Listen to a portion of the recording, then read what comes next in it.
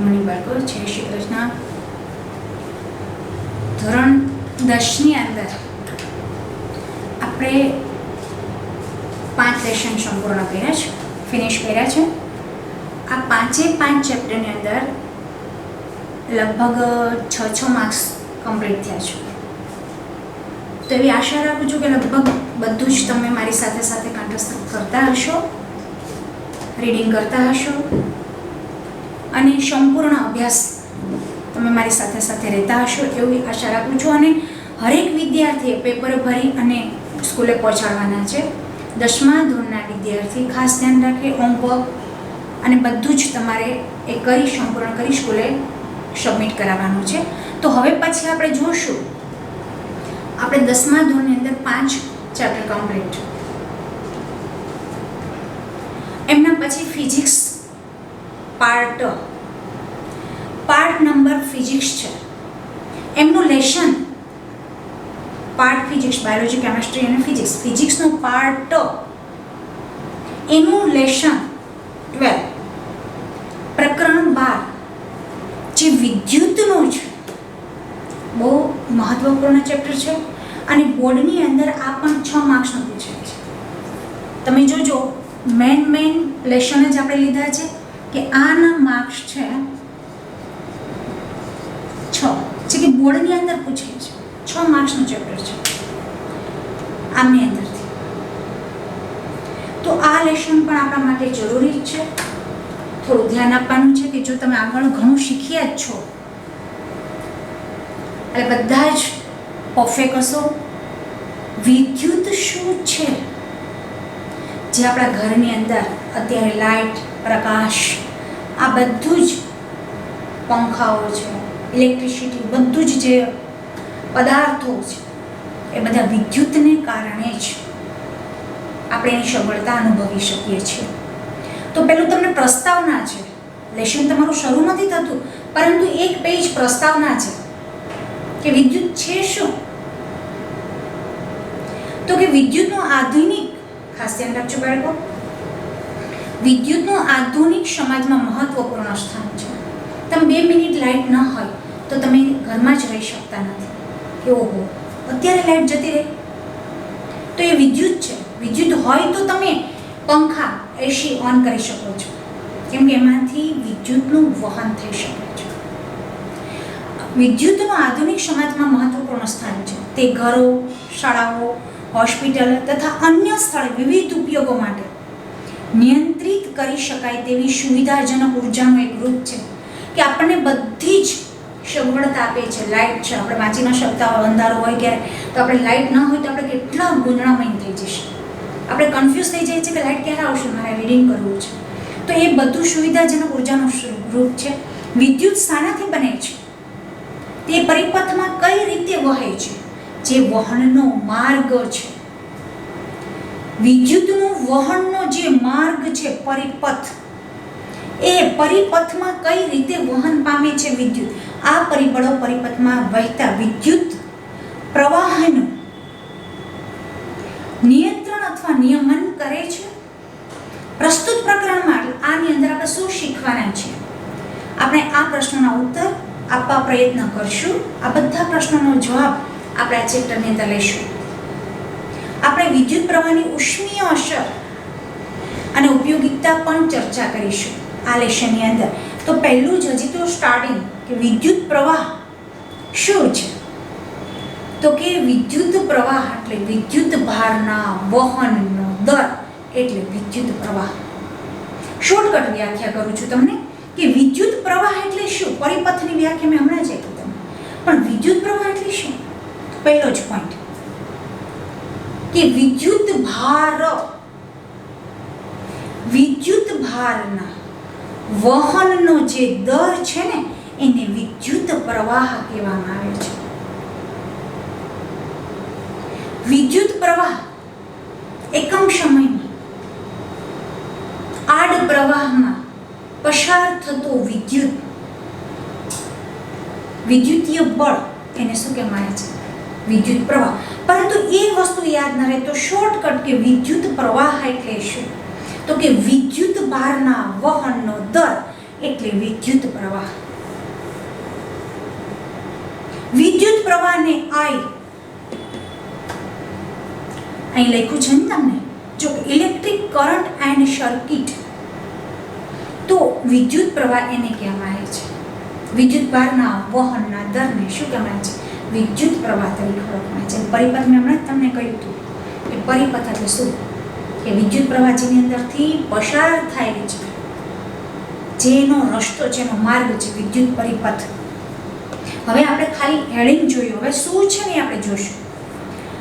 શું કહેવાય છે કે આપણે હવાના પ્રવાહ અને પાણીના પ્રવાહથી પરિચિત છીએ.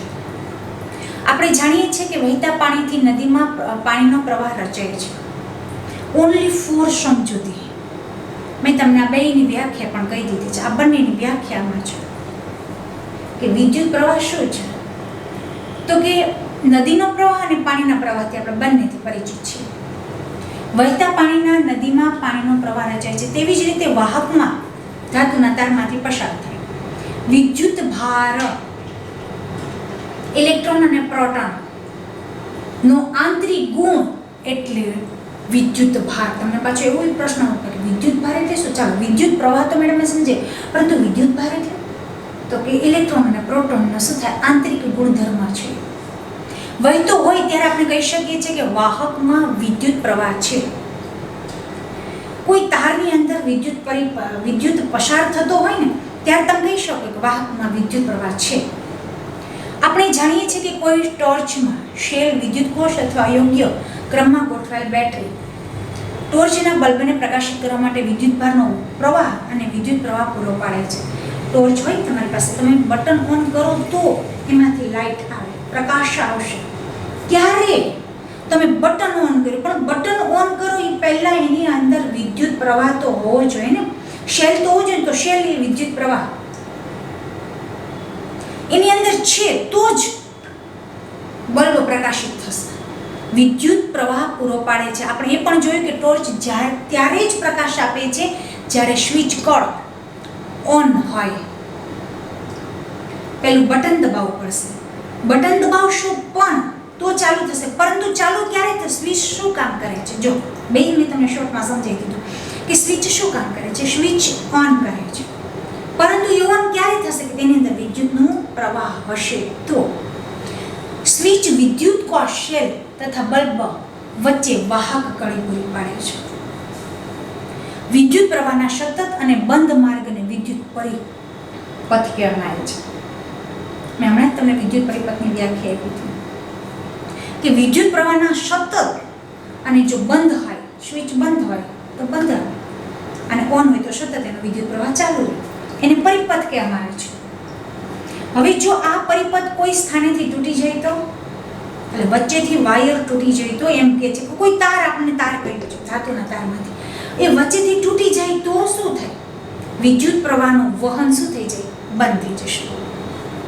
તો આ પરિપથ કોઈ સ્થાનેથી તૂટી જાય અથવા ટોર્ચની સ્વિચ બંધ હોય તો વિદ્યુત પ્રવાહ વહેતો શું થઈ જાય? બંધ થઈ જાય. તો બલ્બ પ્રકાશિત થતો નથી. એવું તો આપણે સામાન્ય જાણકારી છે કે કોઈ પણ ઇલેક્ટ્રિક વસ્તુ હોય એને વચ્ચેથી તૂટી જશે, ભાંગી જશે, તો એનો વિદ્યુત પ્રવાહ શું થઈ જશે? બંધ થઈ જશે. તો આપણને કોઈ પણ ઇલેક્ટ્રિક વસ્તુ છે એ ઓન થશે નહીં. આપણે વિદ્યુત પ્રવાહને કઈ રીતે રજૂ કરીએ છીએ? જો આ વિદ્યુત પ્રવાહ મેં તમને વ્યાખ્યા આપી, હવે એ લોકોએ અહીંયા વ્યાખ્યા આપી છે કઈ રીતે છે કે રજૂ કરીએ. આપેલ આડછેદ ક્ષેત્રફળમાંથી એકમ સમયમાં વહેતા વિદ્યુત ભારના જથ્થાને વિદ્યુત પ્રવાહ તરીકે, એટલે આ તમારી વિદ્યુત પ્રવાહની વ્યાખ્યા છે. કદાચ તમને એમ થાય તો આપેલ નહીં લખવાનું, આડછેદ ક્ષેત્રફળમાંથી એકમ સમયમાં વહેતા વિદ્યુત ભારના જથ્થાને વિદ્યુત પ્રવાહ તરીકે રજૂ કરી શકાય છે. પરંતુ આટલું બધું યાદ રાખો, મેં શોર્ટકટ કહ્યું હતું કે બીજા શબ્દોમાં તમે કહ્યું તો વિદ્યુત ભારના વહનનો દર એટલે શું થાય? વિદ્યુત પ્રવાહ કહેવામાં આવે છે. આપણે યાદ રહીએ કે આડછેદ ક્ષેત્રફળ હોય એમાંથી એકમ સમયમાં વિદ્યુત ભારના જથ્થાનું જે વહન થાય ને એને શું કહેવાય? વિદ્યુત પ્રવાહ કહેવામાં આવે છે. બીજા શબ્દમાં કહીએ તો વિદ્યુત ભાર ઇલેક્ટ્રોન અને પ્રોટોન નો આંતરિક ગુણધર્મો એટલે વિદ્યુત ભાર ને વહનનો દર છે એટલે વિદ્યુત પ્રવાહ. ધાતુના તારમાંથી બનેલો વિદ્યુત પરિપથ વિદ્યુત ભારના પ્રવાહની રચના ઇલેક્ટ્રોન કરે છે. આ વહન કોણ કરે છે? વિદ્યુતનું વહન કોણ કરે છે? તો કે એ ઇલેક્ટ્રોન કરે છે. કેમ કે ઇલેક્ટ્રોન છે ને એ હળવો છે. કોણ છે? હળવો છે, એટલે એ ઝડપથી વહન પામશે, એટલે ઇલેક્ટ્રોન રચના કરે છે. પરંતુ જ્યારે સૌપ્રથમ ઇલેક્ટ્રોનની વિદ્યુતની ઘટના જોવા મળી ને ભાઈ, સૌપ્રથમ વિદ્યુતની ઘટના જોવા મળી ત્યારે ઇલેક્ટ્રોન વિશે કોઈ જાણકારી જ નહોતી કે ભાઈ આ ઇલેક્ટ્રોન છે. તો કે તમને એટલો પ્રશ્ન આવવો જોઈએ તો ઇલેક્ટ્રોન પાછળથી કોણે શોધ્યા? કદાચ એવો બી પ્રશ્ન થાય, એ બી સમજાવો કે મળે ને ત્યારે ઇલેક્ટ્રોનની કોઈ, જ્યારે આ વિદ્યુત મળ્યું ને ત્યારે ઇલેક્ટ્રોનની કોઈ જાણકારી નહોતી આપણી પાસે. તેથી વિદ્યુત પ્રવાહ ધન વિદ્યુત ભારની ગતિને કારણે રચાઈ. ત્યારે એવું હતું કે આ ધન વીજભાર, એટલે ધન કોણ વીજભાર ધરાવે ભાઈ? તો કે પ્રોટોન. થોડું બેટા ખાસ ધ્યાન રાખજો કે આમાં થોડુંક જાણવાનું નહીં હોય એટલું હું તમને મૌખિક કહું છું કે ધન વિદ્યુત ભાર ગતિને કારણે. તો ધન વિદ્યુત ભાર કોણ ધરાવે? તો કે પ્રોટોન. કોણ ધરાવશે? તો કે પ્રોટોન. વિદ્યુત પ્રવાહ ધન વિદ્યુત ભારની વિગતોને કારણે થાય છે તેમ માનવામાં આવ્યું, કેમ કે ઇલેક્ટ્રોન ત્યારે શોધાણો નહોતો.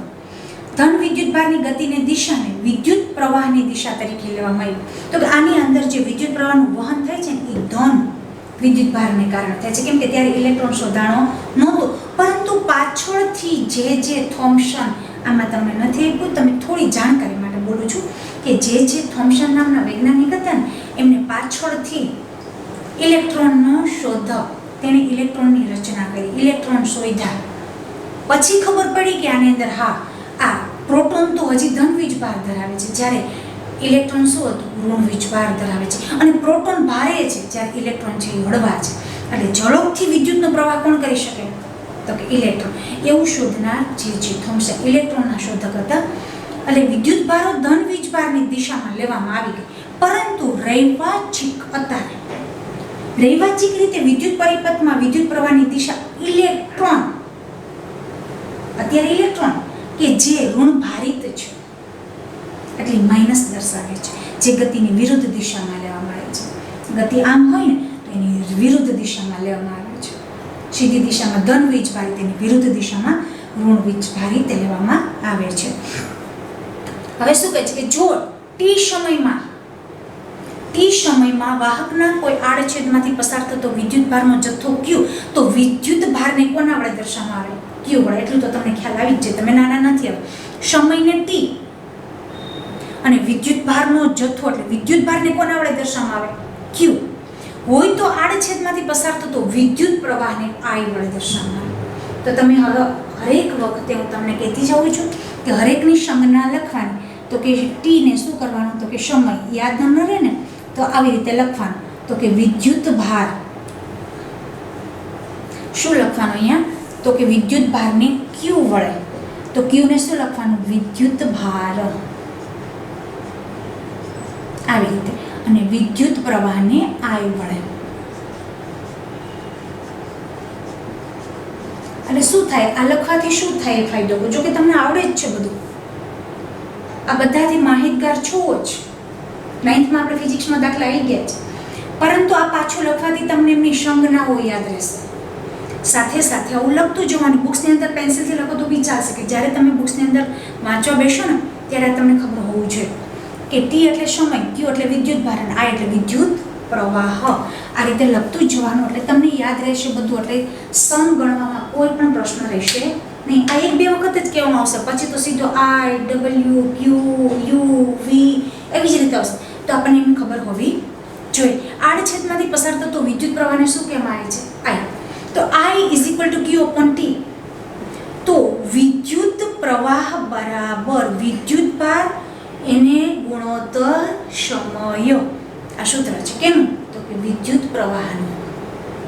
વિદ્યુત ભારનો એસઆઈ એકમ, બહુ ધ્યાન રાખજો, આ પૂછાશે આટલું અહીં સુધી છે ને, કદાચ પૂછાય ટૂંક જવાબીમાં કે વિદ્યુત ભારનો એસઆઈ એકમ. કેમ કે શું કામ યાદ રાખવાનું કહું છું? હરેક સમની અંદર કુલંબ આવશે જ કે વિદ્યુત ભારનો એસઆઈ એકમ કુલંબ છે. તે લગભગ 6 × 10⁻18 ઇલેક્ટ્રોનના વિદ્યુત ભારના સમતુલ્ય છે. એટલો વિદ્યુત ભાર ઇલેક્ટ્રોન એટલા ધરાવે છે કુલંબ. કે વિદ્યુત ભારનો એસઆઈ એકમ, તો તમને ખબર છે વિદ્યુત ભાર એટલે ક્યુ. વિદ્યુત ભારનો એસઆઈ એકમ કયો છે? કુલમ. સી વડે દર્શાવાય. જો અહીંયા બધે સી હવે આવશે. હવે પાછું નહીં આવે કુલંબ. હવે શું આવશે બધે? સી. તો તમારે સમજી જવાનું કે સી એટલે કુલમ. કોનો? વિદ્યુત ભારનો એસઆઈ એકમ છે. આ વસ્તુ યાદ રાખવાની છે. હવે હરેક શબ્દમાં આવશે કે સી, તો કે સી એટલે સેકન્ડ નહીં, પરંતુ એનો અર્થ શું થશે? વિદ્યુત ભારનો એસઆઈ એકમ કુલમ છે, જે લગભગ 6 × 10⁻18 ઇલેક્ટ્રોન વિદ્યુત ભારનો સમતુલ્ય છે. આપણે જાણીએ છીએ કે ઇલેક્ટ્રોન કેટલા વિદ્યુત ભાર ધરાવે છે? તો કે 6. જો ઇલેક્ટ્રોન મેં તમને માઇનસ કર્યું તો ખબર છે, તો અહીંયા માઇનસ બી આવી શકે છે. માઇનસ 1.6 × 10⁻−19 ઋણ વીજ બધા. તો પાછું એવી રીતે પ્રોટોન પણ એમ જ છે. હા, ધન વીજ ભારિત આવે ને, અહીંયા ધન વિદ્યુત ભાર હોય ને તો 1.6 × 10⁻19, પણ ઇલેક્ટ્રોન હોય તો માઇનસ આવે, પ્રોટોન હોય તો પ્લસ થઈ જશે. બંનેનો વિદ્યુત ભાર સરખો છે. ફ્રેન્ચ વૈજ્ઞાનિક એન્દ્રે મેરી એમ્પિયર 1775 થી 1836 નામ પરથી વિદ્યુત પ્રવાહનો એકમ, હવે તમને અહીંયા વિદ્યુત ભારનો એકમ કુલમ આપ્યો છે, વિદ્યુત પ્રવાહનો એકમ એમ્પિયર. કેમ કે એ ફ્રેન્ચ વૈજ્ઞાનિક એન્દ્રે મેરી એમ્પિયરના નામ ઉપરથી એનો એકમનો નામ આપવામાં આવ્યું છે. તો વિદ્યુત પ્રવાહનો એકમ એમ્પિયર અને વિદ્યુત ભારનો એકમ કુલંબ, આ યાદ રાખવાનું છે. તો એમ્પિયરને એ વડે અને કુલંબને સી વડે દર્શાવવામાં આવે છે. 1 એમ્પિયર વિદ્યુત પ્રવાહની રચના 1 સેકન્ડમાં 1 કુલંબ વિદ્યુત ભારના વહનથી થાય છે. એટલે આ રીતે લખી શકાય. આપણે આ રીતે કરી શકશું કે 1 એમ્પિયર વિદ્યુત પ્રવાહમાં 1 સેકન્ડમાં 1 કુલંબ વિદ્યુત ભારના વહનથી થાય છે. એટલે કે 1 એમ્પિયર બરાબર કેટલા કુલંબ? 1 એમ્પિયર બરાબર 1 કુલંબ અપોન 1 સેકન્ડ. એટલે 1 સેકન્ડ કયું છે ને, 1 સેકન્ડમાં 1 કુલંબ વિદ્યુત ભારનું વહન થાય છે. એટલે 1 એમ્પિયર બરાબર 1 કુલંબ અપોન 1 સેકન્ડ. નાના વિદ્યુત પ્રવાહને હવે તમારે આ પણ યાદ રાખવું પડશે કે જો નાનો વિદ્યુત ભાર, આ તો મોટો વિદ્યુત ભાર એમ્પિયર આવ્યો બરાબર. હવે નાનો વિદ્યુત પ્રવાહ હોય તો મિલી એમ્પિયર. તો મિલી એમ્પિયરને કઈ રીતે લખાય? તો કે 1 small m a is equal two 10⁻³ ampere. બહુ વસ્તુ યાદ રાખવાની છે. જો આ બધું આપણે ક્યાંય ગણતરીમાં ન લેવાની હોય, આ આપેલું જ હોય. પરંતુ જ્યારે સમ ગણશું તો વિદ્યુત પ્રવાહ મિલી એમ્પિયરને કઈ રીતે દર્શાવવામાં આવે? તો કે 1 m a is equal two 10⁻⁸. હવે એનાથી નાનું હોય તો હજી છે કે મિલી, આ મોટું 1 એમ્પિયર, પરંતુ એનાથી નાનો વિદ્યુત પ્રવાહ હોય તો મિલી એમ્પિયર, પણ એનાથી નાનો હોય તો માઇક્રો એમ્પિયર. એનાથી નાનો હોય એકમ તો માઇક્રો એમ્પિયર. એટલે એ mu A 1 mu A is equal to 10⁻⁻6. 3 મોટા -6 નાના ઋણ છે ને ભાઈ, એ માં રજૂ કરવામાં આવે છે. આ વસ્તુ યાદ રાખવાની છે ખાસ કે આ 3 વસ્તુ મને યાદ જોશે બરાબર. કે 1 એમ્પિયર બરાબર આટલું, તો મિલી એમ્પિયર આટલું, અને માઇક્રો એમ્પિયર રજૂ કરવામાં આવે છે. વિદ્યુત પરિપથમાં વિદ્યુત મેળવવા માટેના સાધનને એ મીટર તરીકે ઓળખવામાં આવે છે. જો અહીંયા એને શ્રેણીમાં જોડવામાં આવે. જો તમારે વિદ્યુત પ્રવાહ માપવો હોય ને તો એને શ્રેણીમાં જોડવામાં આવશે. કે વિદ્યુત પરિપથમાં વિદ્યુત માપવા માટેના સાધનને શું કહેવામાં આવે છે? એ મીટર્સ, કેપિટલ એ. અને એ પરિપથમાં વિદ્યુત પ્રવાહ જો માપવો હોય ને તમારે, આની અંદરથી કેટલો વિદ્યુત પ્રવાહનું વહન થાય છે એવું માપવું હોય ને તો એને શ્રેણીમાં હંમેશા જોડવામાં આવે છે. એટલે શું કહે છે કે જે પરિપથમાં વિદ્યુત માપવો હોય ને તેમાં તેને એ મીટર હંમેશા શ્રેણીમાં જોડવામાં. આ શ્રેણી છે, આખું શ્રેણી છે, તો એની અંદર જોડવામાં આવે છે. આકૃતિ 12.1માં એક લાક્ષણિક વિદ્યુત પરિપથની રેખાકૃતિ આપેલી છે, જેમાં શેલ, એક વિદ્યુત બલ્બ, એ મીટર અને કળ જોડેલ હોય છે.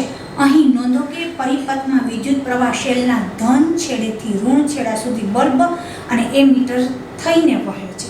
હવે શું કહે છે તમને? જો અહીંયા ખાસ ધ્યાન રાખજો, અહીંયા પ્લસ ને અહીંયા માઇનસ. તો ધન છેડેથી વિદ્યુત પરિપથ અહીંથી જશે, અહીંથી આમ જશે બલ્બ બરાબર. પછી આમ જો તમે એરાઈ મારેલા છે, આ તો તમારું એ મીટર છે, અને આ કળ છે સ્વિચ અહીંયા સુધી જશે માઇનસ સુધી. એટલે કેવા શું માંગે છે કે વિદ્યુત પરિપથમાં કઈ રીતે વિદ્યુતનો પ્રવાહ વહે છે. વિદ્યુત પ્રવાહના શેલ આપણે હમણાં જ કીધું કે પેલું ધન આવશે કે ઇલેક્ટ્રિક શોધાણા નહોતા. તો ધન છેડેથી એટલે ધન છેડેથી પછી ક્યાં આવે છે ઋણ છેડા સુધી બલ્બ અને એ મીટરમાં થઈ અને વિદ્યુત પરિપથ વિદ્યુતનું વહન થાય છે. આવી રીતે આપણે આકૃતિ પણ જોશું. હવે આપણે જોશું શું જો એમના પછી પણ બહુ સરસ આપ્યું છે. જો શું કહે છે કે ઉદાહરણ સરસ છે. આપણે ઉદાહરણ જોઈ લઈએ બરાબર કે કોઈ એક વિદ્યુત બલ્બમાં ફિલામેન્ટ એટલે તાર કોઈ એક વિદ્યુત બલ્બના ફિલામેન્ટ તારમાંથી 0.5 એમ્પિયર જાયું એમ્પિયર એ. એટલે હવે મેં તમને કહ્યું હતું ને કે હવે બધી સંજ્ઞાઓ આવશે. આપણે જાણી ગયા કે કઈ કઈ કોની એકમ છે. તો જ્યારે કોઈ બલ્બ વિદ્યુત બલ્બના ફિલામેન્ટ તારમાંથી 0.5 એમ્પિયર વિદ્યુત પ્રવાહને કોના વડે દર્શાવવામાં આવે I વડે. કોના વડે I વડે. તો 10 મિનિટ સુધી વહન પામે છે વિદ્યુત પ્રવાહ. 10 મિનિટ સુધી તારમાં જાય છે. તો પરિપથમાં વિદ્યુત પામતો વિદ્યુત ભાર Q સમય I અને તમને Q આપેલો છે. હમણાં જ આપણે સૂત્ર જોયું ને ભાઈ I બરાબર Q/T એવું જોયું હતું. ગણો તો હવે આપણને આપવામાં આવ્યું છે ત્રણેય વસ્તુ આપ્યું હોય તો તરત જ ખ્યાલ આવી જાય કે આપણને કયું સૂત્ર લાગશે કે I બરાબર એટલે વિદ્યુત પ્રવાહ કેટલો છે તમારી પાસે જુઓ 0.5 એમ્પિયર અને મિનિટ કેટલી છે 10. તો 10 મિનિટ આપી છે ને એમ્પિયર છે એટલે આપણે એને સેકન્ડમાં ફેરવી નાખશું. 1 મિનિટ બરાબર 63 કે 1 મિનિટ બરાબર 60 સેકન્ડ. તો 10 મિનિટ બરાબર કેટલી ખાતર તમને તરત જ ખબર પડી જાય કેટલા આવશે 600 થશે ને. તો 600 સેકન્ડ સીધું તમે ત્રિરાશી કરી નાખો 600 સેકન્ડ થઈ ગઈ. તો તમને સમય પણ કેટલો આપ્યો 600 સેકન્ડ. હવે તમે આ ન કરો તો સીધું સમીકરણ 12.1 માંથી હવે સીધું સૂત્ર મૂકો I બરાબર Q/T કીધું હતું ને તમને. આ સૂત્ર હતું તમારું I બરાબર Q/T. હવે તમારે શોધવાનું શું છે તો કે Q છે. તો Q ના બાજુ કાઢો તો I/T થશે બેટા. જુઓ તમે થઈ ગયું આપણું સૂત્ર. ક્રોસ કરો ને I ને શોધવો Q ને શોધવાનો છે આ બાજુ કાઢશો તો I બરાબર T. I કેટલું છે તમારી પાસે તો કે 0.5 અને T બરાબર કેટલા છે 600 6 5 30 તરત જ ખ્યાલ આવી જશે 6 5 30 તો 300 કુલંબ. જો શી આવ્યો પાછો એટલે કેટલા થશે કુલંબ. એટલે તરત જ તમને આને ખબર પડી જાય કે એનો વિદ્યુત ભાર 300 કુલંબ જેટલો હોય છે. હવે આપણે પ્રશ્નો જે કે મેં તમને બધા જ શીખવાડ્યા. વિદ્યુત પરિપથનો અર્થ શું થાય, વિદ્યુત પ્રવાહના એકમની વ્યાખ્યા અને 1 કુલમ વિદ્યુત ભારની રચના કરતા ઇલેક્ટ્રોનની સંખ્યા ગણો. મેં તમને ત્રણે ત્રણ પ્રશ્નો આમાં સમજાવ્યા છે બરાબર. હવે એમના પછી જોઈશું આપણે